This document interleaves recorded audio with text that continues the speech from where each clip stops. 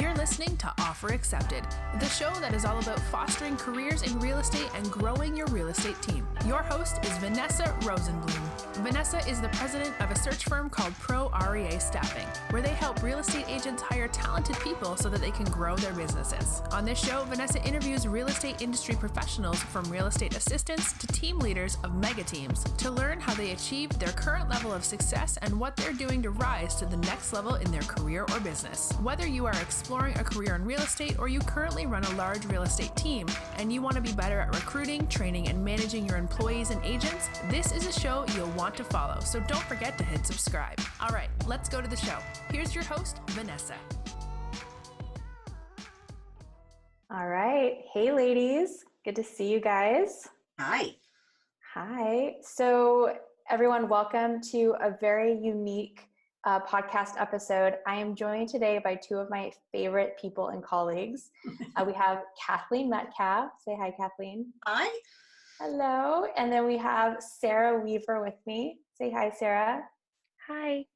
So Sarah is our Director of Business Development, and she's basically my right-hand person at Pro R.E.A. Staffing, and we've been working together for 4 years. So she was a recruiter, and now she's our Director of Business Development. And so she has seen the hiring process backwards and forwards. And so I wanted her on this call today with Kathleen, because Kathleen's role is basically, once we've hired somebody or placed somebody with our client, she takes over and she helps them go through their first 90 days and helps set them up for success.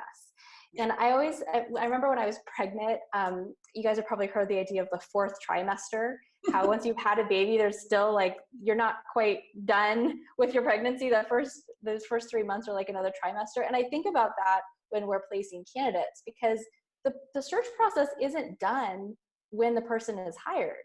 That's not the end game. The end game is once they're trained and owning their role and winning in their position. And unfortunately, I think we see far too often that people stop short of the end goal. And that's why I love working with you, Kathleen, because you get people to the end goal. So that's what I thought we would chat about today. What I love about hanging out with these ladies is that we can just go on and on about this stuff. And so I wanted to just capture one of our conversations on this topic, because it's something I think we're all really passionate about. I mean, we want to hire great admins and we want them to be successful and stay there for a long time. And we want agents to reach their goals. Yeah, that's the whole point, right? That's why we do what we do. So Kathleen, can you just explain a little bit of what you do?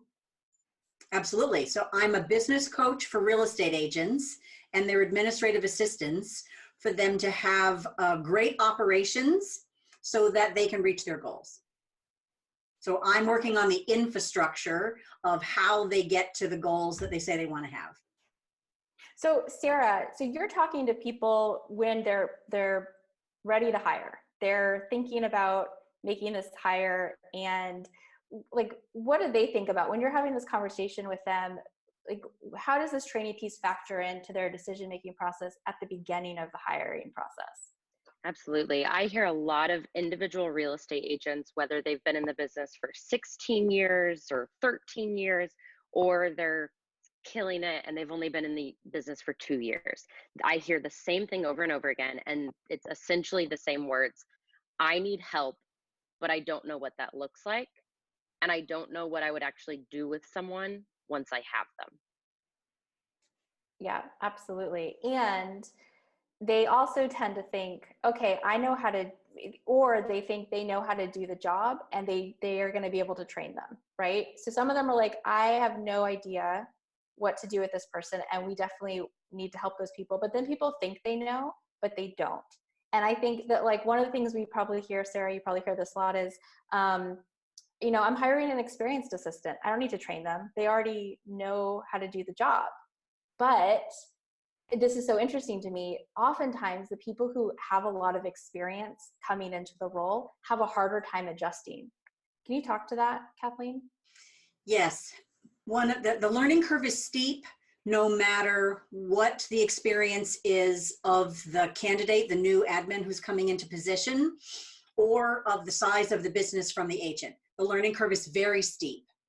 particularly in the first 30 to 45 days. Then from 45 to 90 days, there's like this next curve, and then you don't really get to go down the ski slope until you have been on the job somewhere between 3 and 6 months, where it feels like, oh yeah, I totally got this. This is great. You want to snowboard the rest of your life. Right now, like, there's no tow rope. You got to walk up the mountain to get to the top of the crest. So the experienced people are accustomed to knowing the answers, of being confident in every task that they're doing, of being able to take charge because they were confident and comfortable in the position with their agent, with their team. And now it's like they have cooking skills, but they have never cooked Thai food before, or they have never cooked Korean food before. When my friends first took me to a Korean restaurant, I had on a silk blouse. I did not know we were going to grill food at the table.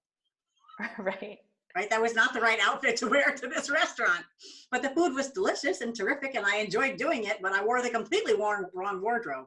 So when you have an experienced assistant come in, they really still need clear expectations. They need a progression and a map of how they're going to do things, how the agent likes things. And so then they can begin to really take ownership and then, really be able to take charge. Absolutely. And at Pro R.E.A Staffing, our job is to find the right person for the role. And typically the person that's really good at dotting I's, crossing T's, taking care of the back end of the real estate business is someone who likes things to be done perfect. And it doesn't feel good when you don't know what perfect looks like. Right. When you haven't been given the roadmap, right? They really do want the roadmap. And we find that in part of the recruiting process, that's really important. Sarah can speak to this too. I mean, we have candidates who are considering 2 jobs, and maybe one offers a lot of money, but it's been like a quick hire process. And right. The other client is maybe offering less money, but a clear roadmap for how that person will be successful in the role. And there's going to be clear training in place. Like, you're part of that package for the candidate. And they will pick the job that pays a little bit less because they know that they're going to have a better chance of success in the role. And so it starts even before you've hired somebody. So what are some of the things that some people do right in their first 30 days on the job with a new candidate that really set them up for success? They have clear expectations that they are able to verbalize. And many times I find that they can do that because they've worked with the 2 of you and they've gone through that process with you and your recruiters and your account managers. So they've gotten clarity on what it is that's important to them about how they like to run their office, how they like to manage their schedule, how they like to, prioritize their time. And so they're clear about that. And that there is some structure to when they're going to meet with their new admin and what they're going to cover when they go over that next big difference. I like that. And what are some of the most common mistakes you see agents make when they're onboarding? Over expecting that things are going to be fantastic and they're going to dump all this wish list of all the projects and all the things they've wanted to get done for the last year or 2 years, and they expect that right away. Or the opposite of that, they hold back. And so now the admin really doesn't have a clear picture of what the job really is. And so there's an undervaluation of the demands of the position. And the third really mistake is no feedback or only critical feedback. Yeah, can we talk about how to deal with mistakes, especially in the beginning? I mean, I'm actually thinking about a client right now who has very high expectations. Their assistant made a couple of really small mistakes, and we've had to step in because things are starting to unravel. And it's really about her response, not that she is upset that somebody made a mistake. But so talk about that. Like, how should somebody respond when an admin makes a mistake? So I put up the extreme ownership book behind me today just to remind us all about the fact that everybody needs to own the business, own their job, own their role. And so it's a 2-pronged situation for the agent as the business owner with a new person. They have to own the fact that the admin's mistakes are theirs. And that sounds like a pill in the beginning. But particularly in the first 90 days, it's important that an agent is as clear as they can about what they expect, give as much direction as they know how to do, because it's also okay that an agent doesn't know how to do everything from an administrative perspective. We need agents to be great salespeople. It's why we all have jobs. I'm very clear about that. And so therefore, when the admin makes a mistake, the first point of question for the agent is, how could I have set them up better to do that well? How did I make this situation happen? And how could I have prevented this? And how can I do it differently with them the next time? So once you start there, it's much easier to be able to say, okay, so I didn't think to tell you that, this is what the inspector was going to do, or this is what the client, really wanted. I'm sorry, I didn't think to tell you that. So now it's about how do we fix it? And then how do we prevent it in the future? So everything that happens, particularly in the first 90 days, and this is a culture that you can build on your team forever, which is every mistake that happens is a learning opportunity for how can we do this differently next time. Right. Sarah, what is that quote from Debbie Sharp that I always love to reference? She says something along the lines of, I look forward to my next mistake. Right. I'm looking forward to making new mistakes, right? Yeah. And I love that because look, mistakes are going to happen. Now, you're testing somebody out in their first 90 days. And if they're making mistakes, at what point does that become a warning sign? So, let's talk about attention to detail type mistakes or spelling mistakes. At what point do we say, okay, this is not going in the right direction and we should probably, look for somebody else? Yeah, well, I'll chime in first. I think that, Kathleen, we often talk about how do you react to someone's mistake? And that becomes a huge part of, and what's talked about in extreme ownership, is how are you reacting to those? And are you setting the assistant up to come to you when they make a mistake and tell you why that happened? So did they make a spelling mistake because you came in, asked them to do 9 things, and they were distracted and overwhelmed and stressed out, and that's how the mistake happened? Because that can be fixable. Or is there a clear lack of attention to detail? And one of the things that I love about candidates and agents who go through the process of working with Pro R.E.A staffing is that there has been a combing of these kinds of mistakes. So there's an attention to some of the issues that happen when there's a mistake on a resume and there's a mistake on emails and there are mistakes inside how they do their writing sample for you. Then that is a pattern that is very clear, which you may not be able to fix once they're in the job. And I've had agents say to me, I wish they could type faster. I said, the only way for someone to get faster at typing is to practice typing. Like then the admin has to practice that while they're at home, while they're at the office, and then they can get better at typing. But there's no magic pill for how to get better at typing. And so the reaction to mistakes is important. And I also think it's important that that candidates, that administrative professionals are able to handle making mistakes where they are not devastated by that, where they do not beat themselves up about that, where they too look at mistakes as an opportunity to learn. And that is their extreme ownership, that they made a mistake and that they have to take full responsibility for the fact that they allowed that to happen. They didn't ask the right questions. They didn't, pursue something just as much as the agent can take full responsibility for the fact that they didn't prepare them better. So you have 100% of taking responsibility, and then admins are able to learn from what goes on and not be, not have that really beat them up, because it's going to happen. Yeah. Sarah, I think we have a pretty good culture around that at Pro R.E.A staffing. Could you speak to that? It's hard for me to speak to it because I'm the one who'd be getting mad about things, but maybe you can talk about how we deal with mistakes at Pro R.E.A staffing. Yeah, absolutely. Well, first of all, we're in the business of hiring. So I think it's really safe to say that we've hired amazing people on our team. And so all of us, including myself, we all hold ourselves to a really high standards. So when we make a mistake, we're probably more upset than Vanessa ever is. And that's first and foremost. And then secondly, when we make a mistake, Vanessa encourages us to come to her right away. And I can applaud you, Vanessa, that when we make a mistake, you don't overreact. You don't make us feel bad, because as I've just stated, we already feel really bad. Yeah. And I just feel like, look, it's not life and death. Obviously, if there's money involved or an irked client, that's not fun, but it's okay. It's not the end of the world. We're not brain surgeons. Nobody's dying. and we'll get past it, you know? And I think when people feel safe taking risks and feeling like they can, you know, speak up if they make a mistake, I think it creates a better, safer culture where people are able to grow. And so, yeah, I think we do a pretty good job of that, if I may say so myself. Okay, Kathleen, can you talk about your bicycle analogy? I love that. I think that's really helpful for people as they're going into this process with a candidate.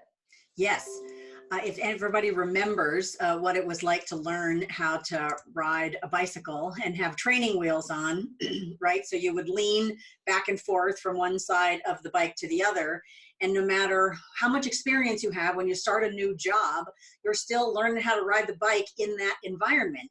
And so when you have a map and you have expectations from your boss, then, you know, you can start to feel confident that you're going to be able to keep your balance and know how to steer and put the brakes on.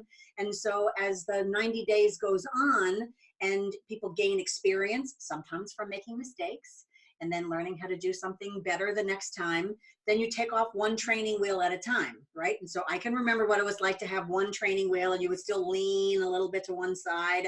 And then by the end of 90 days, you have no training wheels. Nobody has to hold the back of the bike and run alongside of you to make sure that you don't fall over and that you can keep your balance. Whether you had a banana seat or whether you had high bars or, whatever your bicycle looked like. But it does take, it takes those experiences to be able to get your balance, to feel confident that you can get on your bike, you can stand upright, you can pop a wheelie, you can do all the cool, fun things you can do on a bike. And it takes time to be able to do that. And that is exactly what it's like to go through the first 90 days. So let's chunk it into 3 pieces. So in the first 30 days, what is the expectation? What should they be able to do? Because Sarah, I know you can speak to this, where clients are like, I want them to take ownership. I want them to own their job. And their expectation is that this person is going to walk in on day 1 and start whipping everything into shape. And Kathleen, is that true? Can that happen? They can learn all the software, or at least how to use the software. They can know the parameters of their responsibilities, and depending on their experience, they may be able to own tasks that they have experience with, like entering something in the MLS or updating your database, or whatever those tasks might be. But the breadth, is they're learning to follow the system for the first several weeks, certainly the first month. And then, it grows from there. Okay, so from 30 days to 60 days, what are some of the benchmarks you should be looking for to see whether or not someone is on track? That once you give them a task repetitively, so I always say, like, if you have one real estate assistant and they're going to do listings and closings and marketing, then give them something, like, let's do listings first, so they can repetitively do new listings. Or if you're working with marketing right now, because you're working on leads, then have them work on your marketing with you, because as they have repetition, they will be able to gain ownership faster.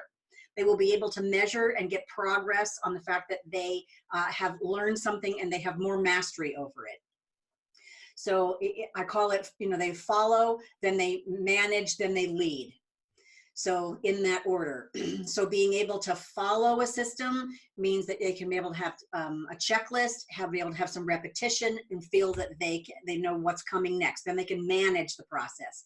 Once they've had practice managing the process, now they can be a leader in the process. But that takes time. And depending on the repetition, sometimes means that takes longer than others. So if you're an agent that gets 1 new listing a month right now, then that's going to take longer for them to master that process, because there aren't as many tasks in a row. If you bring in 5 listings a week and now they're going to get lots of practice doing that, then that might happen faster. But repetition is part of the key for how they go from follow to manage to lead. Perfect. And then you said something one of the first times we met that was such a huge aha for me: the dark before the dawn. What the heck does the dark before the dawn mean?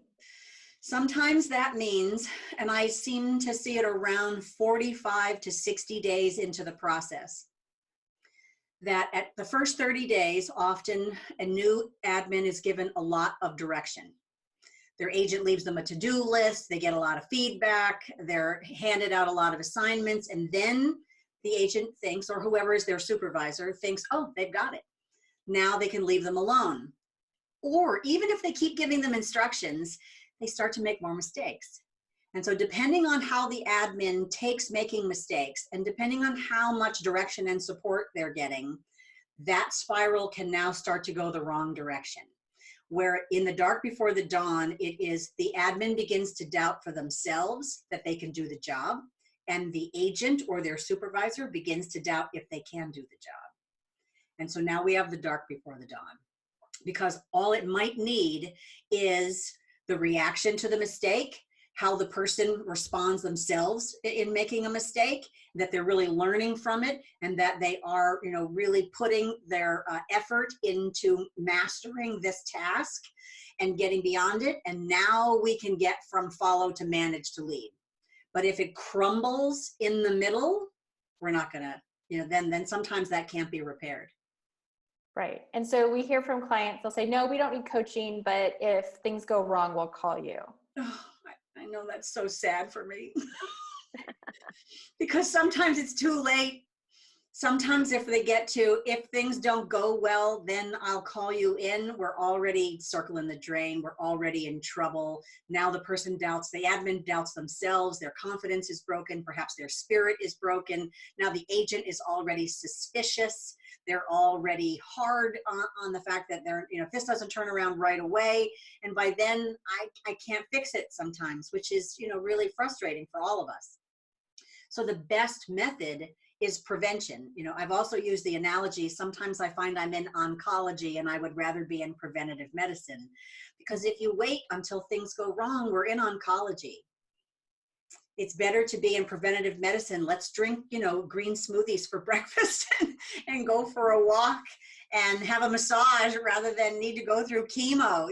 Let's keep it in the realm of, we're going to set it up to work well, as opposed to try to fix it if it goes bad. Yeah, Absolutely. I feel like, oh, sorry, go ahead, Sarah. No, it's okay. Go ahead.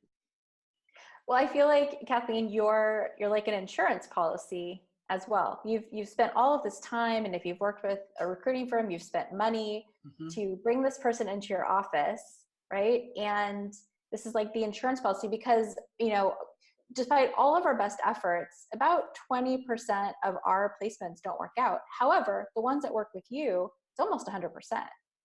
And so what kills me about that, what drives me so crazy about that, is there is clearly a missed opportunity there. It's not that the clients who choose to work for you are really any different than the ones who don't. Right. But there's clearly something happening from the time that we hand over this well-meaning, excited, fully vetted candidate into this person's office, and then they're out of our control, right? Now they're the agent's responsibility, and something is happening. And clearly it's preventable, because the ones who work for you don't have those same problems. So what's the magic sauce, Kathleen? Like, what are you doing in your coaching process? Like, what should they expect if they coach with you that makes such a difference? So I also want to give you an analogy for what you just described, which is, I recently realized I'm a home warranty program. And lots of agents get home warranty programs, right? Because it's like an insurance policy. If the refrigerator breaks, if something goes wrong, we know we have a vendor, we know we have someone who is already there ready to take care of it, because it's entirely possible, and we don't want that to destroy the sale. And so, or, the purchase when someone got a property. So what I'm doing in my coaching work is I am getting very clear with the agent, what are your priorities?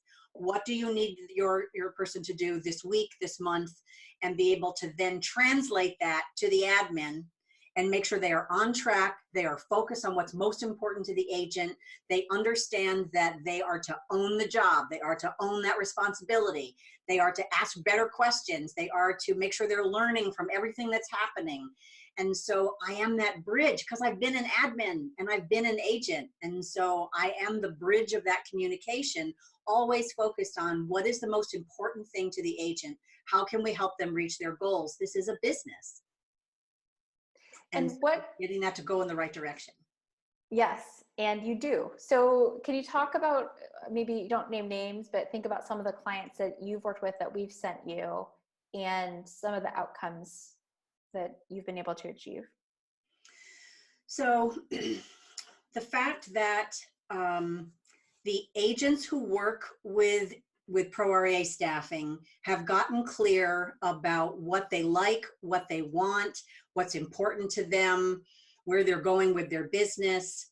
And I'm thinking about an agent that has learned over the years he's been in the business and had admins. He absolutely has to have people on his team who are great communicators and who are able to own their mistakes, who are able to come forward when they need to understand something.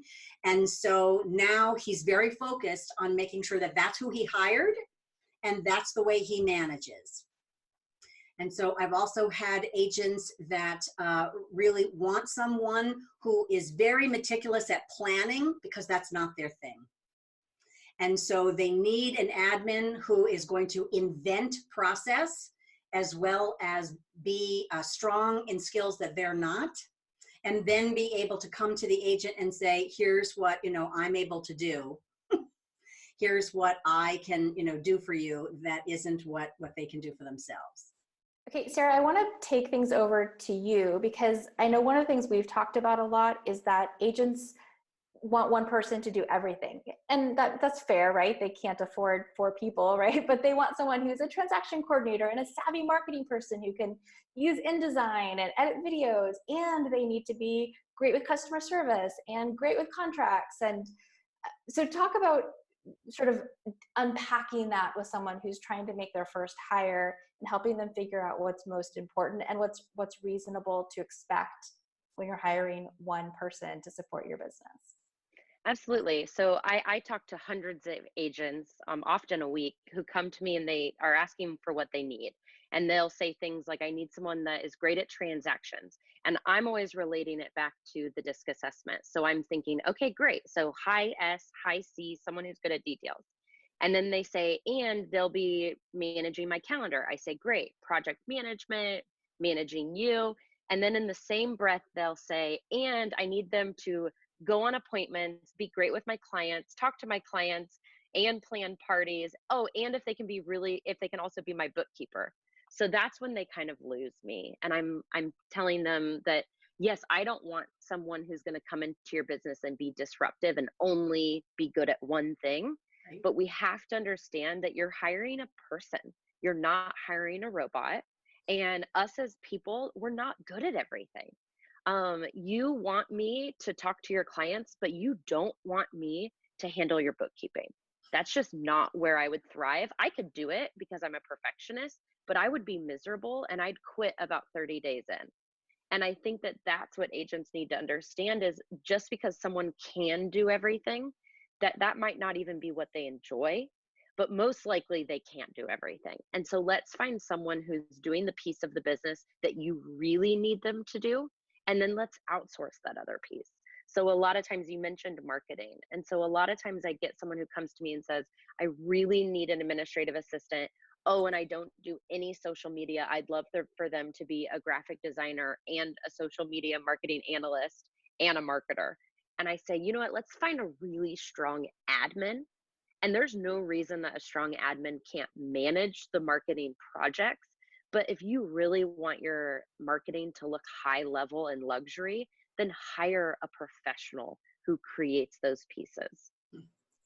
And I think going along with that same line, Kathleen, when you're coaching somebody and you're sort of sorting out their job description, how do you figure out how many buckets you can put under one person and what needs to come off? And sometimes things have to be taken off in the beginning and then added back on later on. How do you help agents sort through all of that? I also look at what are the priorities that the agent needs to achieve in their business. And so then listing those priorities out, then being able to see who do they currently have on staff and what are the strengths and experience of those people. So then what could be a training issue, because sometimes it's just learning a software or being able to learn a process. And so admins who often have a high DISC score in S&C are, able to learn all kinds of things. And so then it's a training issue. But I think Sarah's example is excellent about like creative marketing. then if they don't already come with that skill set, then that might be something to outsource. And then they can manage the marketing calendar, manage the marketing projects. For bookkeeping or money, there's also sometimes an issue depending on the transparency the agent really wants their staff to have about their bookkeeping. Then you can have a bookkeeper where the admin would give the information to the bookkeeper. They would pass those expenses along from, having listings and doing those things, but the bookkeeper would actually then keep track of the revenue, expenses, profit, loss, taxes, those kind of things. So it really is then about what are the priorities of the agent, what are the skills of the people that are on board, and then what's the training issue, and then what are some of the other outsourcing issues. So I do something very similar to what Sarah's describing. You also have a great quote about what there are some skills you can train and some skills you have to buy. Yes. And Sarah, I think you and I could talk about this, about how, sometimes agents get so hung up on their new hire knowing like a specific software program, right? I'll only hire someone who knows how to use Top Producer or contractually or can enter into my MLS. Okay. Is that really the most important thing? Do you really want to exclude people, right, who have great admin skills and attention to detail just because they don't know a software program? Well, and I love it. I had a conversation with an agent yesterday who had just hired someone, and he was having his new admin shadow his transaction coordinator for a week, then shadow his listing coordinator for a week, and then shadow his buyer's agent for a week. And so you better believe that that admin is going to learn new skills, and the agent doesn't even have to train her on those. Like, just because you're hiring someone doesn't mean that you have to be the person to train them. Absolutely. And so, Kathleen, where have you seen examples of that work really well? Absolutely. There are agents, lots of agents that do not really train their admin. They point them in the direction of where can they learn that from the board of realtors? Where can they learn that from their brokerage office? Sometimes where can they learn that from other admin, even in their office, maybe that don't work for them, because there are offices that are cooperative that will be able to show them this is how we do it here, in this brokerage firm or at this office. If they work with me as a coach, then I, can train them on many technical things. I also have a group inside my coaching where I bring on marketing experts and I bring on transaction coordinators so that they can learn those kind of technical skills there.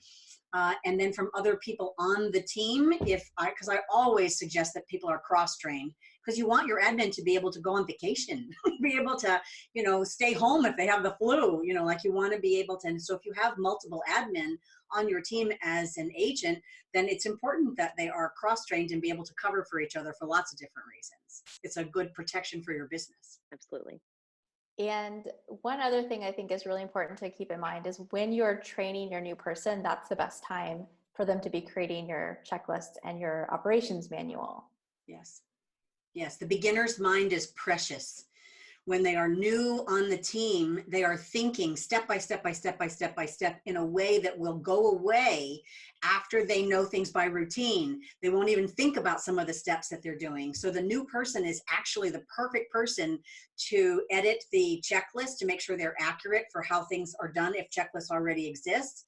If they don't exist, they're the perfect person to start making that list. Doesn't matter what they do. They can make it in a Word document, Google Sheets. It doesn't really matter what format they use to document it. They can change that document and put it inside SkySlope or put it inside, other transaction management software.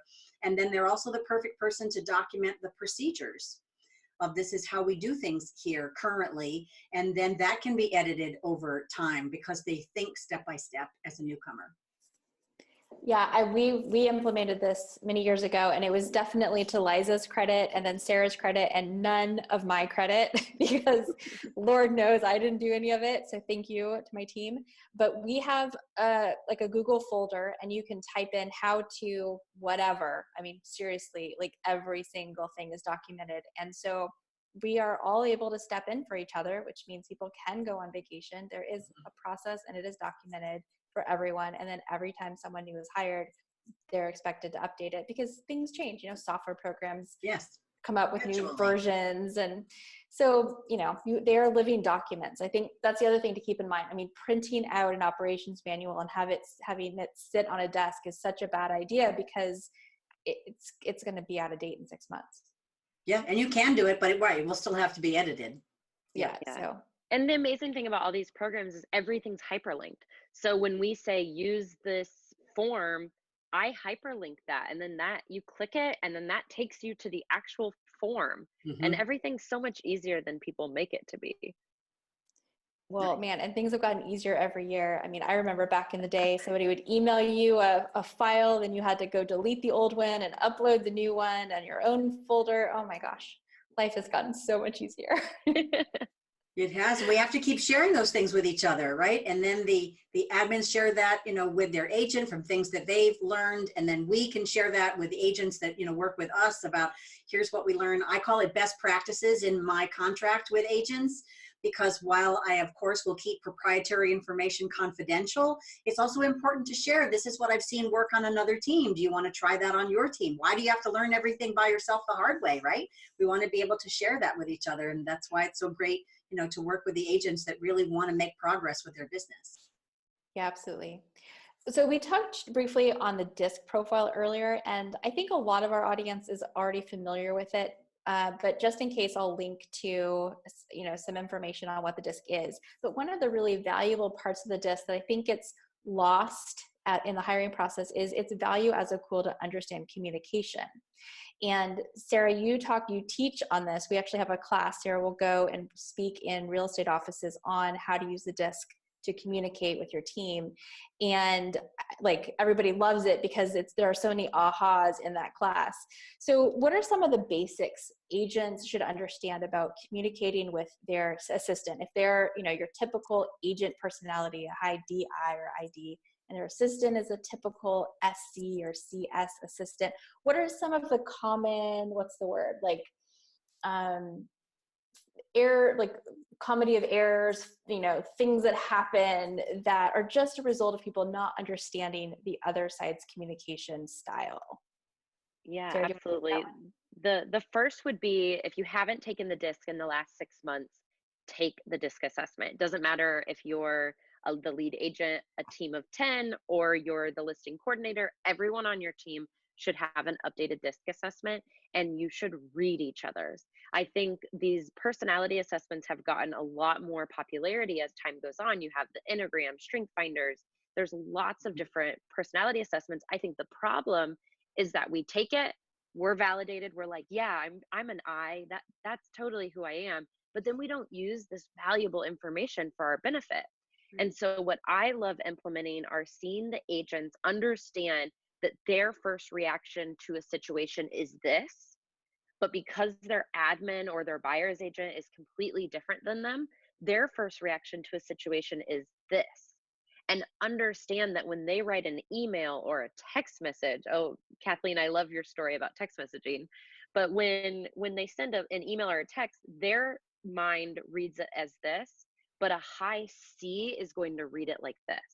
And so one example is the call Carl. So Kathleen, do you want to explain the text story and how we can kind of learn from that situation? So when the agent sends a text that says call Carl, and then it goes into a listing appointment, and the admin, who's a high S, high C, who wants all the information before they take action, is now paralyzed with, who's Carl? Which Carl? And what am I calling Carl about? And should I call Carl or text him? Carl doesn't want me to call him. Carl wants me to text him. And so now they're paralyzed to take action, when if the agent, before they went into the listing presentation, had said, call Carl to remind him about his inspection today, then the admin could have figured out which Carl had an inspection today, and then be able to know and find out when the appointment was, because they managed that, right? So it's probably in the calendar, and then would have confidently been able to call Carl and remind him about his inspection today. But when that didn't happen, and that was remind him about his inspection, it was 5 more words. And then the admin would have been able to do what the agent wanted, but it didn't work between the 2 styles, and it was a pretty easy fix. Yeah, and what I love about this story is that the agent is like, well, I said call Carl because I don't know what time his inspection is. I don't frankly remember Carl's last name or how to spell it, but those things are important. It's just that the admin needed some context. And so the agent, we're not asking the agent to completely change their personality and become really detail oriented or patient, but rather modify their behavior to better fit those on their team. And I love that word modify, because I'm not asking anyone to change who they are. Like, I'm never going to become a very calm, patient person, but I can modify my behavior and have more patience and calmness when I'm talking to my admin.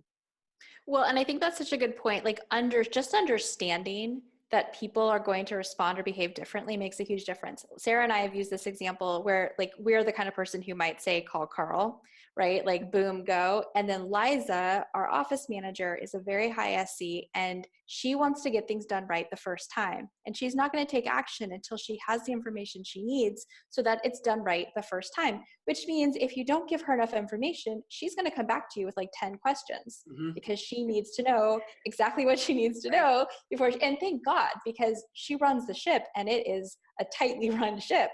But if you didn't understand that she needs to know in order to do her job well, it could be incredibly frustrating because, like, for me, I've already moved on. I've, asked for a report or something. I've moved on. And then to get like, okay, what about this? Da, da, da, da, da. But the beautiful thing about her doing that and why I take a deep breath and, give her grace is oftentimes, truly, I haven't fully thought through the thing to the end. And because she has the backbone to push back and say, no, I need more information before I do whatever thing you've asked me to do, she makes me think through things all the way so that it is done right the first time and we're not running in circles. And if there are any admins listening to this, I think like understanding that there is a lot of value in your behavioral style and sticking to it. Like, it's okay to ask questions. Sometimes you have to think about when, where, and how you ask them, but that's why you're there, because oftentimes your executive has sort of thrown out a half-baked idea and they're expecting you to catch it and, clean it up and put a bow on it. And sometimes you need more information in order to make that happen. Yeah, so there are two things I want to add about that. These are great points. Modify is a great word. And in real estate agent language, this is also versatility. And agents have learned versatility to work with different kinds of clients.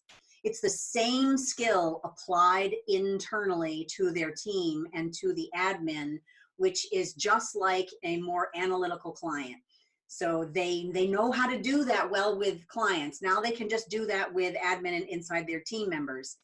Oh, and there was something else I had wanted to say about assertiveness.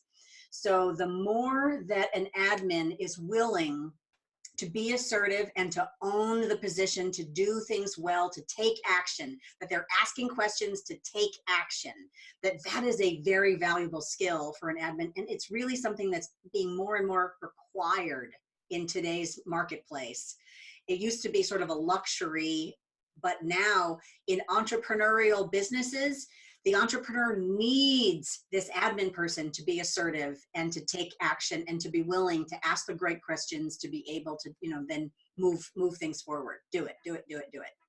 Yeah, and it gives a tremendous opportunity for admins in the world, to be able to step in and work in an entrepreneurial business without having all of the risk on their shoulders of being the entrepreneur, but it is absolutely swimming in that culture. It's cool. Very cool. Well, I think this is a great place for us to wrap up on this high note of what the vision can be for an entrepreneur and their right-hand person. Yeah. So Kathleen and Sarah, I want to thank both of you for joining me today on this different type of podcast and helping to shed some light onto this, quote, fourth trimester so that we can get more people hired and fully trained up and succeeding at a high level. So thank you guys very much. Thank you. I'm grateful for both of you. Thank you both. Thanks for listening to Offer Accepted, the podcast for fostering careers in real estate and growing a successful real estate team. If you like what you heard today, be sure to subscribe, rate, and review. You can also check us out on YouTube. Search Pro R.E.A. Staffing and you'll find this and a ton more content all around hiring and managing your growing real estate team and launching your career in real estate. We'll see you in the next episode.